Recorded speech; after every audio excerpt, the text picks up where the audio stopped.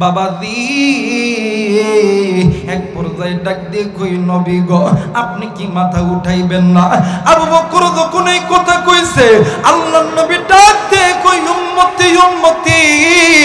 আবু বকর এই কথা শুনিয়া আবু বকর লাফ দিয়া দাঁড়ায় গেছে আর ডাক দিয়ে কই আল্লাহ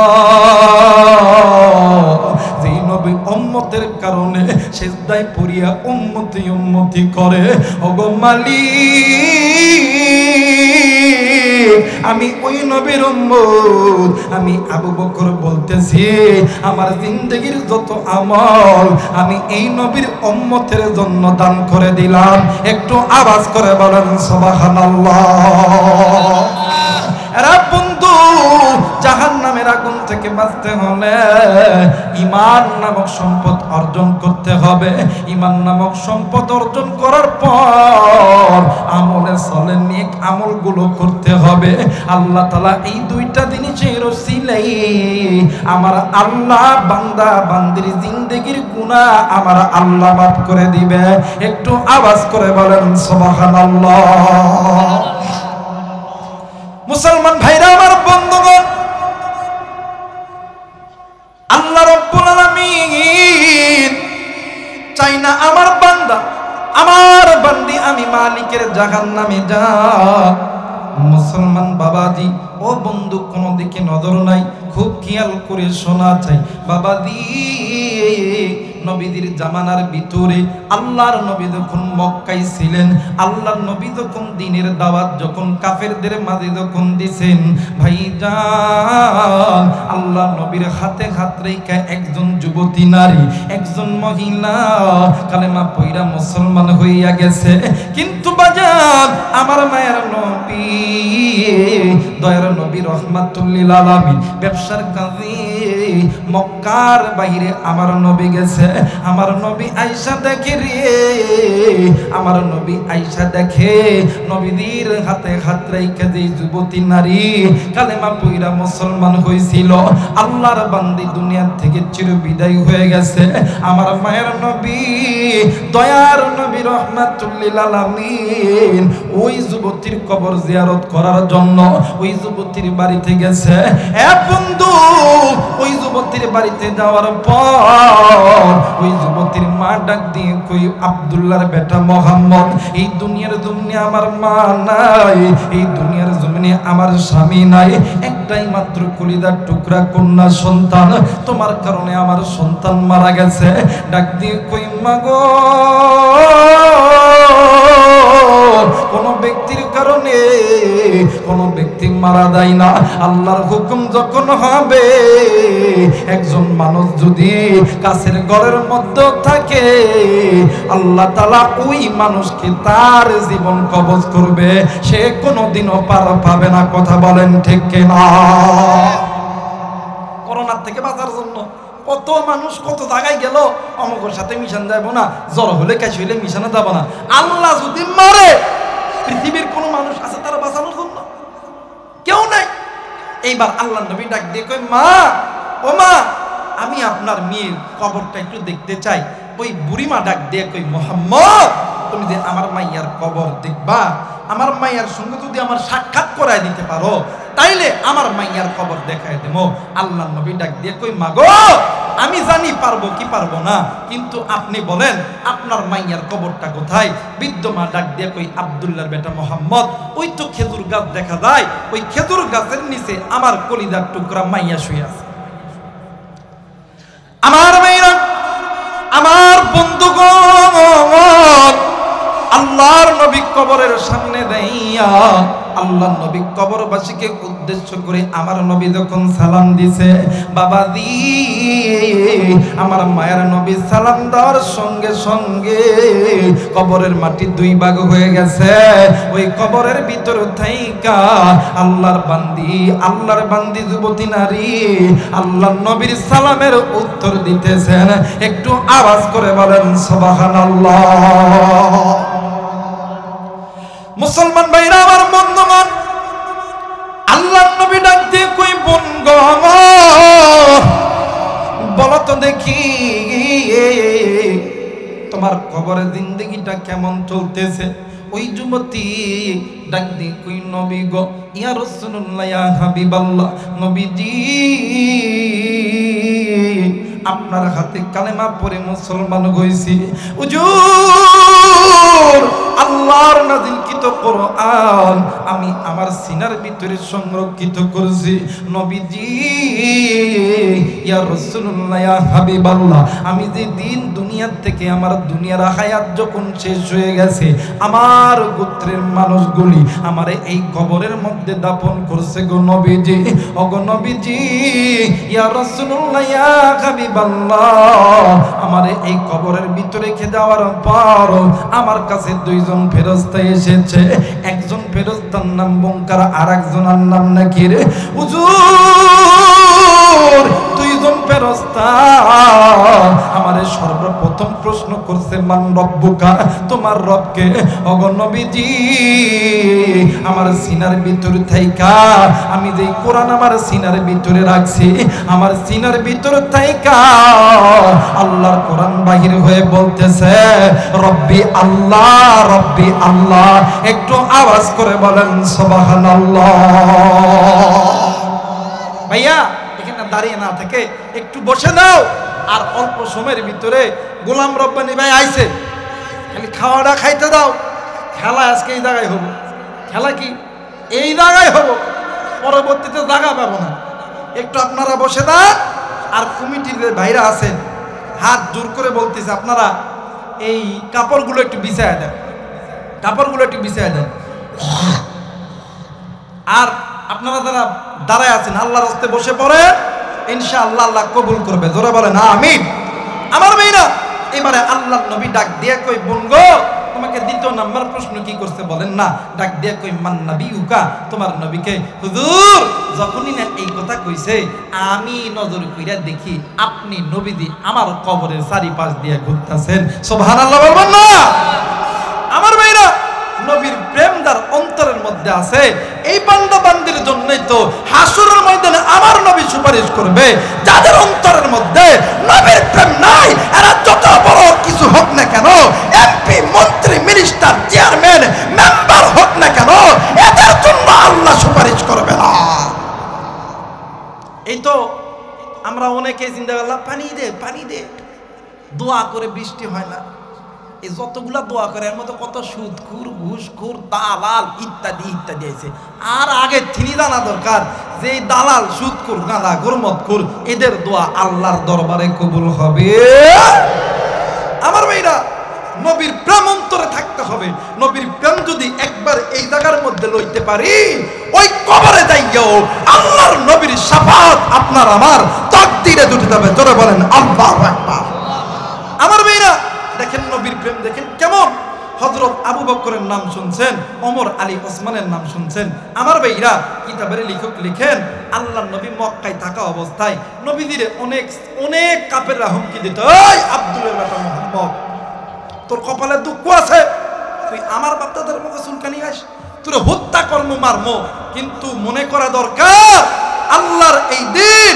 ইসলামের এই আলো কোন বাতিল শক্তি নিভাতে পারবে না কথা বলেন ঠিক কিনা আমার ভাইরা আল্লাহর নবী নাই 3 দিন নবী নাই সাহাবায়ে কেরামরা নবীর প্রেমে খায় না শুতে না পানি পান করে না নবীকে না দেখতে পেয়ে এমনও সাহাবী মারা গেছে সাহাবায়ে কেরামদের একটা বোর্ড বসছে মিটিং বসছে এই মিটিং এর মধ্যে সমস্ত সাহাবীরা মিলিয়া বলছে আল্লাহর নবীকে জিন্দা অথবা মৃত হাজির করতে হবে যদি না হাজির করতে পারি তাহলে এই মানুষগুলো তো মারা যাবে 4 জন সাহাবী মিলিয়া আবু জেহেলের বাড়িতে গেছে ডাক দিয়ে কই আবু জেহেল আবু বকর ডাক দিয়ে কই আবু জেহেল তোমার কাছে 2 হাত জোড় করি আমার বন্ধু নবী মুহাম্মদকে যদি তুমি মেরেও থাকো তোমার কাছে হাত জোড় করে বলি জিন্দা হলো মৃত হলো আমার বন্ধুকে একটু বাহির করে দাও যাতে করে তার চেহারা দেখে এই মক্কার মুসলমানগুলো শান্তি পায় একটু আওয়াজ করে বলেন সুবহানাল্লাহ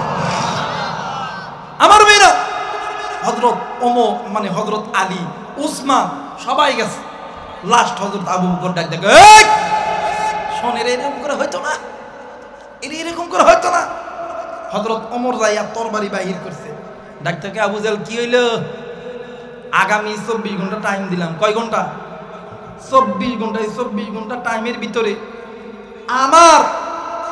আমার নবীরে যদি বাহির করে না দাও, এই যে তরবারি নিয়া যেই নবী মুহাম্মাদের কল্লা কাটার জন্য গিয়েছিলাম, এই তরবারি দিয়ে তোমার শরীরকে এত টুকরো টুকরো করব যে মক্কার কুত্তারা পর্যন্ত চিনতে পারবে না।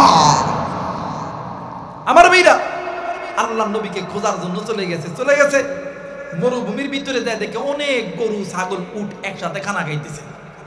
এই গরু ছাগলের মাঝখান দিয়ে একটা রাস্তা হয়ে গেছে, রাখালরা এত পিডায় কিন্তু এই রাস্তাটা মুজাইতে পারে না।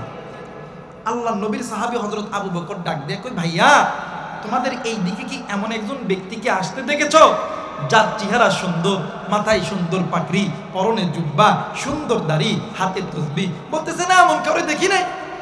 ছোট্ট একটা বাচ্চা ডাক দিয়ে কই, হুজুর আমি তো চিনি না, কিন্তু আজ থেকে 3 দিন আগে এই উট গরু ছাগল মহিষের মাঝখান দিয়ে একজন ব্যক্তি গেছে, এতই সুন্দর চেহারা, মনে হয় আসমানের 4টাকেও হার মানায়, পরনে জুব্বা, মাথায় পাগড়ি, হাতে তসবিহ।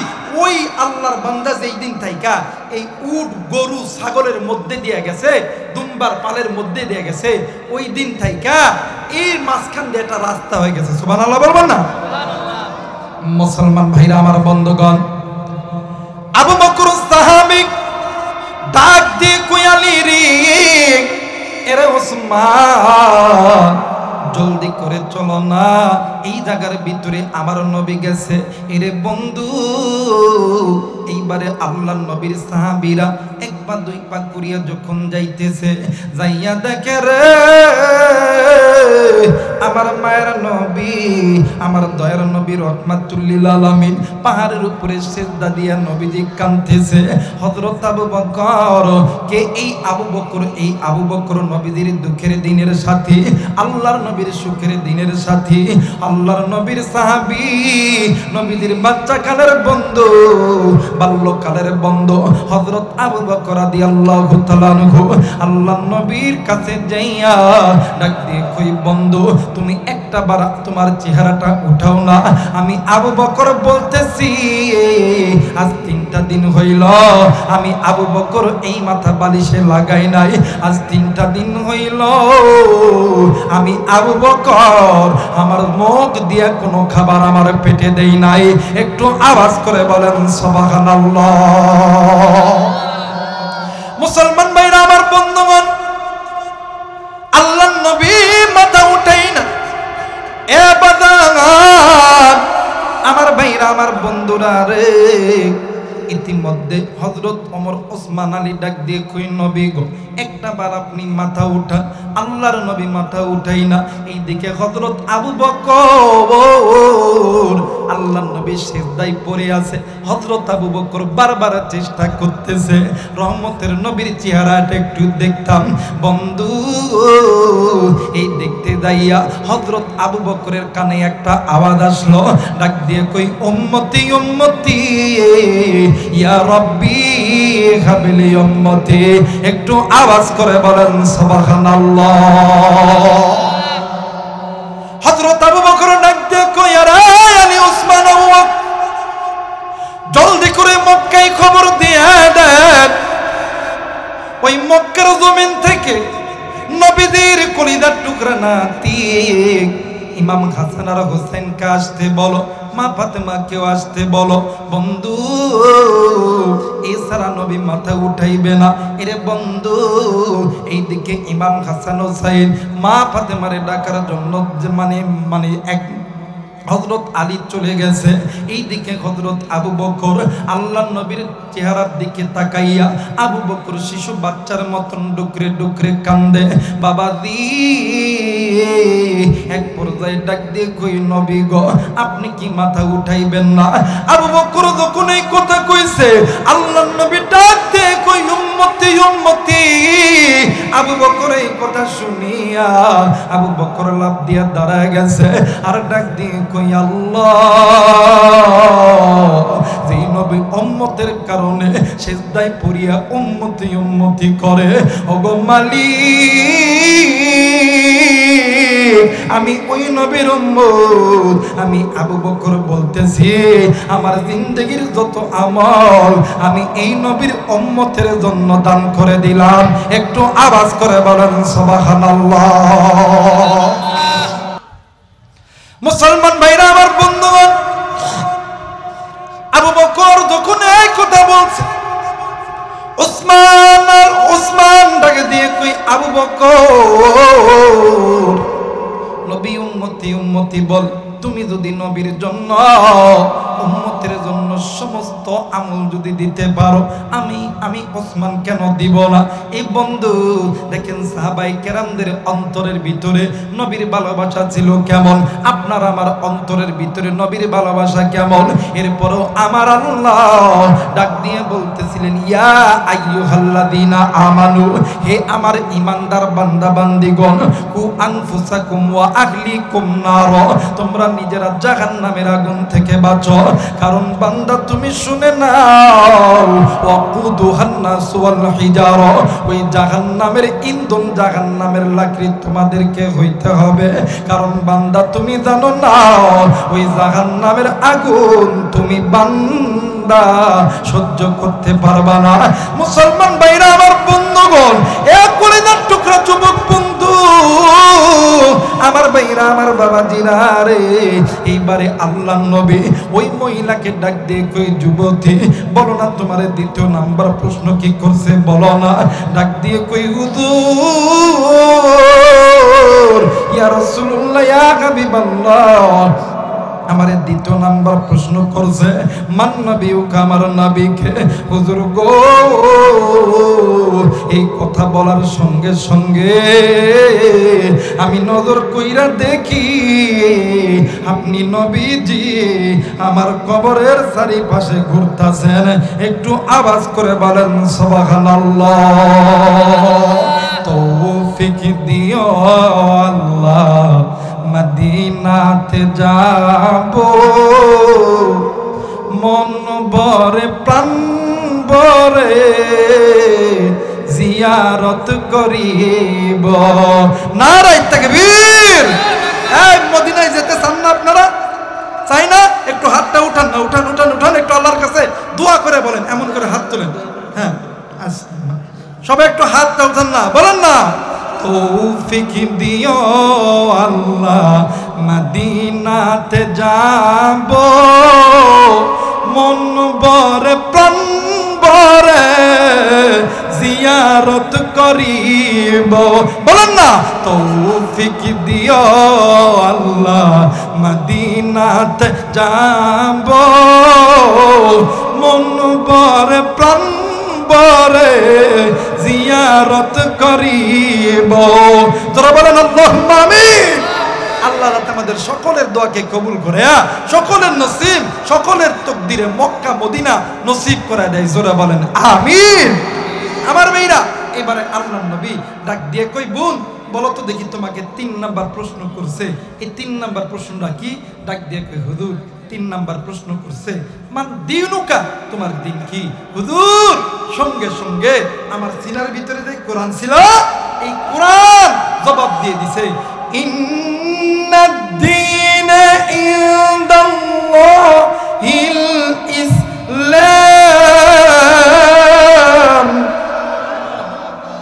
ওই কবরে যা বলতেছে ইন্নাদ দীনা ইনদাল্লাহিল ইসলাম, আমার ধর্ম ইসলাম, আমি মুসলমান। তো তারপর কেমন জানি তারা চলে গেছে। ওই তারা যাওয়ার পর থেকে আমার এই কবরটা কেমন জানি শান্তির একটা বাগানে পরিণত হয়ে গেছে। সুবহানাল্লাহ। বাদাম এই জন্য নবীর প্রেম অন্তরে রাখতে হবে। আপনি আমি যে সকাল থেকে সন্ধ্যা পর্যন্ত এত পরিমাণ গুনাহ করি, এই যে গুনাহ করিয়া দেয় রাত্রিবেলা ঘুমাইলাম, বলেন তো দেখি এই ঘুমটা যদি আপনার আমার জীবনের শেষ ঘুম হয়, সকালবেলা উঠিয়া আমি মাস্টারের বেটা, ওই অমুকের বেটা, অমুক শিল্পপতির বেটা, অমুক বিদেশি, বলেন তো দেখি টাকা দিয়ে কি আপনার আমার এই চোখের শাটার খোলা যাব? কথা কয় নাকি? কথা এই টাকা দিয়ে কি নাকের নিঃশ্বাস চালু করা যাব? পারতাম না। কিন্তু আপনি আমি সারাদিন গুনাহ করার পরে ঘুমাইতে যাওয়া চিন্তা করি না। একটা মানুষ যদি সারা দিন সকালবেলা ঘুম থেকে ওঠার পরে সন্ধ্যা পর্যন্ত ওই লোকটা যদি এতটুকু মনে করে আল্লাহ আজকে সারাদিন আমার এই কয়টা নেকি হয়েছে, এই কয়টা গুনাহ হয়েছে, আল্লাহ এই কয়টা গুনাহ করছি, আল্লাহ তুমি মাফ করিয়া দাও। আল্লাহ বলেন ইয়া আইয়ুহাল্লাযীনা আমানু তুবু ইলাল্লাহি তাওবাতান নাসুহা। যদি কোন বান্দা আমি মালিকের কাছে তওবা করার মতন তওবা করে, তওবায়ে নাসুহা করে, আমি আল্লাহর কাছে বলতে দেরি হবে, আমি আল্লাহ মাফ করতে দেরি করব। আল্লাহ এমন দয়া, কিন্তু আপনি আমি তো চাইতেই পারি না। কথা হয় নাকি? চাইতে পারি, সবার মতন চাইতে জানলে আল্লাহ কোন বান্দারে খালি হাতে ফেরত দিবে? মুসলমান ভাইরা আমার, বন্ধুগণ, খুব খেয়াল করে শোনা চাই। সকাল থেকে সন্ধ্যা পর্যন্ত আপনি আমি যত গুনাহ করি গো, এই গুনাহ করে যখন আপনি আমি ঘুমাইতে যাই, একটা বার যদি আমি আলেম আরেকজন আলেম আরেকজন মুরব্বি মনে মনে চিন্তা করি আজকে আমি এই কয়টা গুনাহ করছি, আজকে আমি এই কয়টা নেকি করছি, আল্লাহর কসম করে বলি রে মুসলমান, ওই ব্যক্তি তওবা করতে দেরি হয়, আমার আল্লাহ তওবা করতে দেরি করে না। এ মুসলমান, এই এশিয়া মহাদেশের ভিতরে যত আলেম আছেন, আলিয়া বলেন কওমি বলেন, যত গরনার আলেম আছেন, সমস্ত গরনার আলেমগুলি একমত হবেন এই এশিয়া মহাদেশের ভিতরে সবচেয়ে বড় ইলমুল মাদারিস হইল দারুল উলুম দেওবন্দ মাদ্রাসা। এই দারুল উলুম দেওবন্দ মাদ্রাসার আমাদের একজন মুরব্বি ছিলেন। এ বন্ধু, আমাদের মুরব্বিদের মুরব্বি ইমামুল আসর ফকিহুন নাস রশিদ আহমদ গঙ্গি রহমাতুল্লাহ আলাইহি। এ বন্ধু, আল্লাহর বান্দা রশিদ আহমদ গঙ্গি রহমাতুল্লাহ আলাইহি এই একটি আয়াতের উপর লক্ষ্য করিয়া এত কান্না কানছে, আল্লাহর বান্দার এই দুই চক্ষু অন্ধ হয়ে গেছে। আল্লাহর বান্দা যখন ঘুমাইতে যাইতো, বালিশের নিচে একটা চিঠি দিত আর ডাক দিয়ে কই, আল্লাহ, না জানি আজকের ঘুমটা আমার জীবনের শেষ ঘুম হইতে পারে। এরা মুসলমান বাড়িতে যাইয়া কি করবেন? হয়তোবা ঘুমাইবেন, হয়তোবা কালকে কোন কাজ করবেন ওই কাজের রুটিন আপনি করবেন, কিন্তু বন্ধু হয়তোবা যেতে যেতে আপনার আমার জীবনের বাতিখানা নিভিয়া যাইতে পারে, আপনি আমি মারা যাইতে পারে। এর যুবক বন্ধু, এ কলিদার টুকরা মুরব্বি, কলিদার টুকরা মা, হাতে ধরে বলে দেয়, আজকে একটা দিন আল্লাহর কোরআন শুনে দাও, আলেমদের মজমায় বসাও।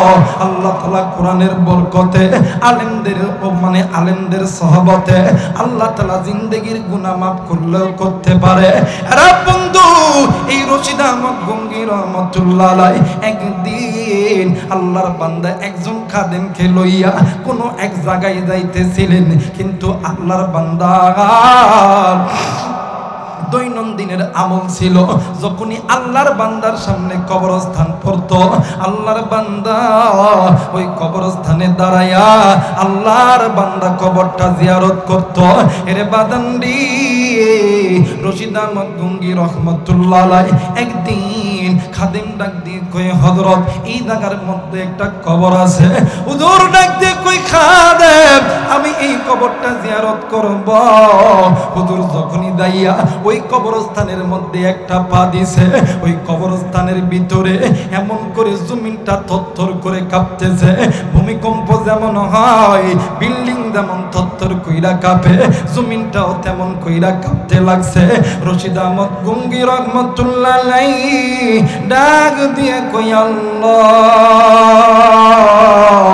জানি না এই কবরের কি হালত গো আল্লাহ। রশিদ আহমদ গঙ্গি রহমাতুল্লাহ আলাইহি কবরের মাটি থরথর করে কাঁপতেছে। আল্লাহর বান্দা কবরের মাঝখানে পা দিয়া ডাক দিয়ে কই, আল্লাহ, ওগো মেরে মালিক, তোমার কাছে বলতেছি, আল্লাহ, আমার দুনিয়ার চক্ষুখানা বন্ধ হয়ে গেছে রে আল্লাহ। ও মেরে মাওলা, আমি তো দুনিয়ার কোনো কিছু দেখতে পাই না, কিন্তু তোমার কাছে একটাই আরজি, আমি দুনিয়ার কোনো কিছু দেখতে চাই না, আমি এই কবরের ভিতরে কি হইতেছে এটা দেখতে চাই। ও মালিক, আমার যেহেতু দুনিয়ার চক্ষু বন্ধ, আপনি ইচ্ছা করলে আমার বাতিলের চক্ষুখানা খুলিয়া দিতে পারেন। এ মুসলমান রশিদ আহমদ গঙ্গি রহমতুল্লাহ আলাইহি ওই জায়গায় বসিয়া চক্ষুটা বন্ধ করিয়া ইস্তেখারা করিয়া নজর কইরা দেখে রে, ওই কবরের ভিতরে এত আযাব, এত আযাব, ওই কবরবাসী খাউমাউ খাউমাউ করে চিল্লাইতাছে। এ রায়নগরের যুবক বন্ধু, এ খট্টেশ্বরের বাবা দিরা রে, আজকে এই জান্নাতের বাগানে আসার সময় কি গো তুমি মায়ের কবরের পাশ দিয়ে এসেছ?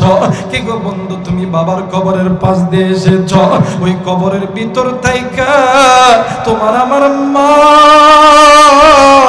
তোমার আমার বাবা ডাক দিয়ে কই বেটা রে, এই কবরে এসা খবর পাইছি রে বেটা, আলেমদের হাতে হাত রাইখা দোয়া করলে আল্লাহ দোয়া কবুল করিয়া নাই। আরে সন্তান কেন বাড়িতে ঘুমাস রে, কেন দোকানে থাকি? আমি মা তোর জন্য কিনা করছি, আমি বাবা তোর জন্য কিনা করছি, আমি মা তোর জন্য সারা রাত জেগেছিলাম, আমি বাবাও জাগিয়েছিলাম। এমন দিন গেছে আমি মা আমি বাবা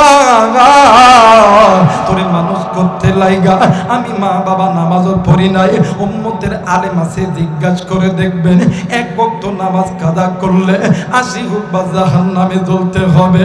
আমি জানি না রে এই ময়দানে কার জানি মা নাই রে, কার জানি বাবা নাই, কার মায়ের কবর জানি আল্লাহ জাহান্নামের আগুনে জ্বালায়, কার বাবার কবর জানি জাহান্নামের আগুনে জ্বলায়।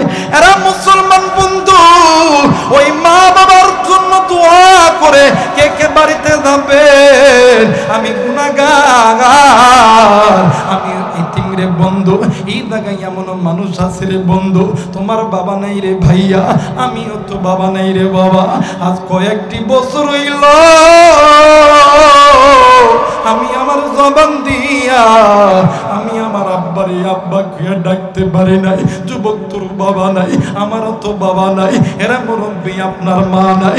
এ বন্ধু ওই মা জননী দুনিয়ার থেকে চলে গেছে, ওই মা বাবার জন্য আলেমদের হাতে হাত রাইখা দোয়া করে কে কে বাড়িতে যাবে?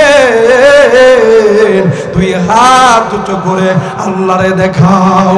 আল্লাহ তুমি নজর কইরা দেখো, পিতা মাতার নেককার সন্তান হাত উঠাইছে, নাফরমান সন্তানগুলো উঠাই নাই।